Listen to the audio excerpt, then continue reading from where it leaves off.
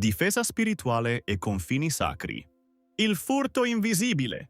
Ti è mai capitato di svegliarti pieno di energia, con una visione chiara della giornata, per poi ritrovarti dopo poche ore completamente svuotato, quasi come se una mano invisibile avesse rimosso la tua spina dalla corrente? Non è una stanchezza che passa con un caffè. È un senso di pesantezza che parte dal petto e arriva alle tempie. Questo accade perché viviamo in un mondo dove la guerra non si combatte solo con le parole o con le azioni, ma con le frequenze.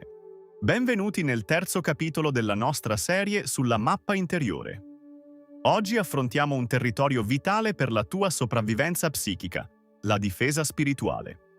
In un'epoca in cui siamo costantemente iperconnessi, abbiamo imparato a proteggere i nostri dati, i nostri computer e le nostre case, ma abbiamo lasciato i nostri confini energetici completamente spalancati. Molti confondono la spiritualità con una sorta di passività incondizionata. Pensano che essere evoluti significhi subire in silenzio, assorbire il dolore altrui e sorridere mentre la propria energia viene saccheggiata. Io sono qui per dirti che questa non è spiritualità. È un suicidio energetico. La vera evoluzione richiede sovranità. Il tuo campo energetico è un tempio sacro e oggi impareremo a diventarne i guardiani. Non costruiremo muri di odio perché l'odio ci isola dal divino, ma stabiliremo dei confini sacri. Ti insegnerò come schermarti senza indurire il cuore, perché il segreto è restare sensibili ma diventare invulnerabili. La fisica delle interferenze e il karma. Per difenderci, dobbiamo prima capire come funziona l'attacco. Non c'è nulla di magico o superstizioso in questo, è fisica pura. Noi siamo esseri vibrazionali. Ogni nostra emozione emette una frequenza misurabile. La rabbia, il vittimismo, l'invidia e la manipolazione hanno frequenze estremamente basse, lente e dense. Quando entri in contatto con una persona che vibra a queste frequenze, accade un fenomeno chiamato trascinamento. Se la tua frequenza è alta ma non è radicata, il campo energetico dell'altro cercherà di trascinarti verso il basso per una legge di risonanza.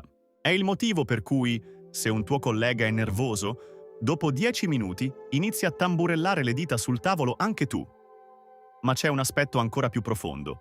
I cosiddetti vampiri energetici. Molte persone, non avendo una connessione attiva con la propria fonte interiore, sopravvivono rubando la luce altrui. Lo fanno attraverso il conflitto, il lamento o la provocazione.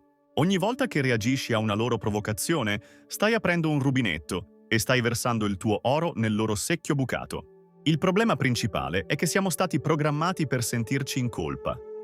Ci hanno insegnato che ignorare una richiesta d'aiuto, anche se tossica, è da cattive persone.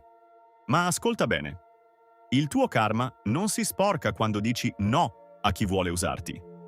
Il tuo karma si sporca quando permetti alla negatività di circolare liberamente attraverso di te, diventando un ponte per l'ombra, anziché un pilastro per la luce. La tua prima responsabilità karmica è verso la tua stessa frequenza. Il cerchio elettronico della divina presenza.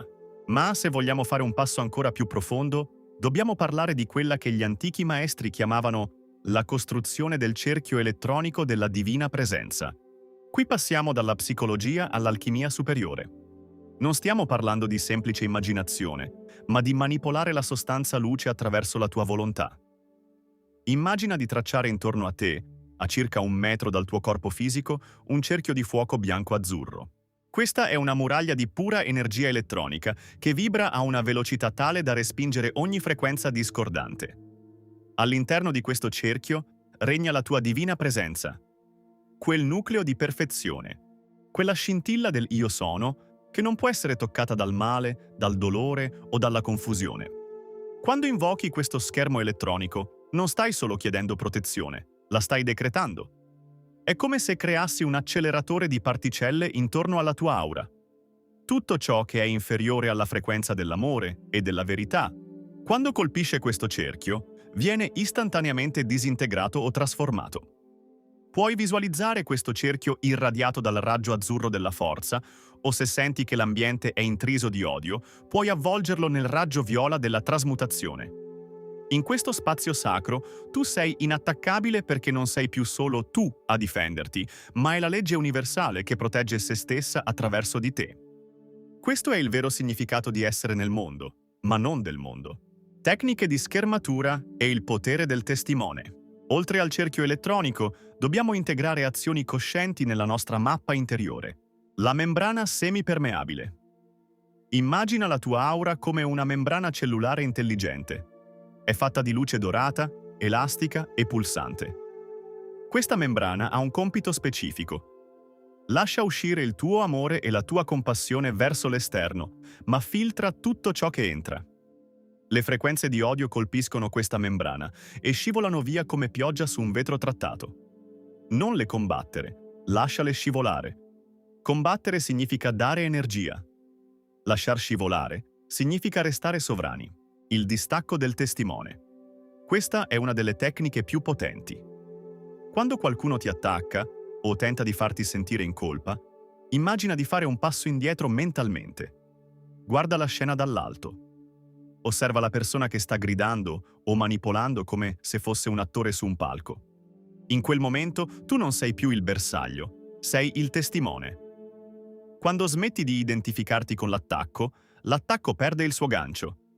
Se io ti lancio un sasso e tu non lo prendi, a chi rimane il sasso?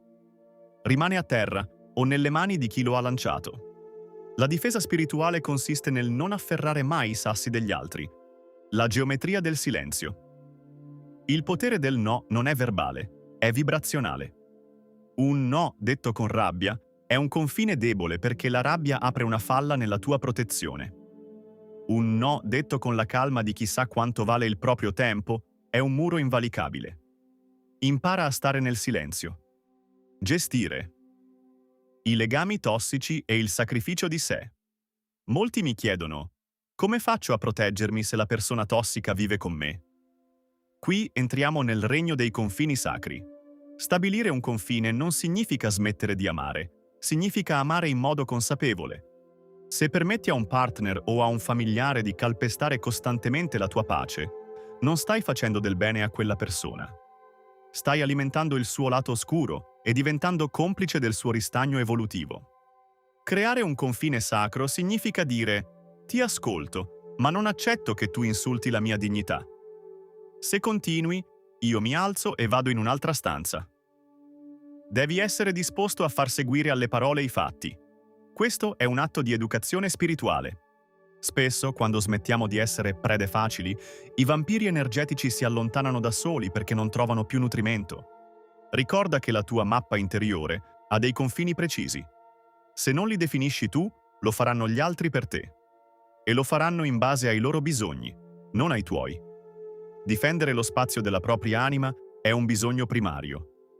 Senza questo spazio, la tua missione di vita appassisce, la tua salute fisica ne risente e la tua connessione con il divino si oscura. Proteggersi è un atto di devozione verso la vita che scorre in te. Il protocollo della soglia. Proteggere lo spazio sacro. Oltre alla protezione della tua aura, devi comprendere che anche lo spazio fisico in cui vivi è un'estensione della tua mappa interiore. Le pareti della tua casa assorbono le frequenze, assorbono le discussioni, le paure trasmesse dai media e persino le proiezioni di chi ti è passato a trovare. Se senti che la tua casa non è più un rifugio, ma un luogo dove l'energia ristagna, devi applicare il protocollo della soglia. Immagina di consacrare ogni porta e ogni finestra della tua abitazione con il raggio bianco della purezza. Visualizza una croce di luce o un cerchio di fuoco dorato su ogni punto di accesso. Mentre lo fai, decreta con autorità: in questa casa entra solo ciò che vibra alla frequenza della pace e dell'amore divino. Ogni discordia si ferma alla soglia. Ricorda che tu sei il sacerdote o la sacerdotessa del tuo spazio. Non permettere che residui energetici di vecchi conflitti appesantiscano il tuo cammino. Una casa energeticamente pulita funge da amplificatore per il tuo cerchio elettronico, permettendoti di ricaricarti durante il sonno, invece di continuare a combattere battaglie invisibili anche di notte. La tua casa deve essere il porto sicuro, dove la tua anima può finalmente deporre le armi e rifiorire. Il sole senza ombra. In ultima analisi, la difesa definitiva non è uno scudo, ma la trasparenza. Più lavori su te stesso, più pulisci le tue ferite, meno punti d'appoggio lasci al male. Se in te non c'è il seme del bisogno di approvazione, Le critiche passeranno attraverso di te senza trovare nulla a cui aggrapparsi. Diventerai come l'aria. Questa è la meta della nostra trasformazione. Arrivare a una tale pienezza di sé che la difesa diventa automatica, perché la tua luce è così intensa da dissolvere l'ombra prima ancora che si avvicini. Il sole non ha bisogno di difendersi dalle tenebre. Le tenebre spariscono semplicemente perché il sole c'è. Nel prossimo capitolo faremo un passo ancora più audace. Non ci limiteremo a difenderci, ma impareremo a prendere il male ricevuto e a usarlo come materia prima per la nostra illuminazione. Parleremo dell'alchimia del dolore. Fino ad allora, mantieni attivo il tuo cerchio elettronico. Sii il guardiano dei tuoi confini. Ci vediamo nel prossimo capitolo. Siamo arrivati alla fine di questo terzo capitolo, ma la tua trasformazione è appena iniziata. Ho una domanda per te. Qual è il vampiro energetico o la situazione che da oggi decidi di non nutrire più?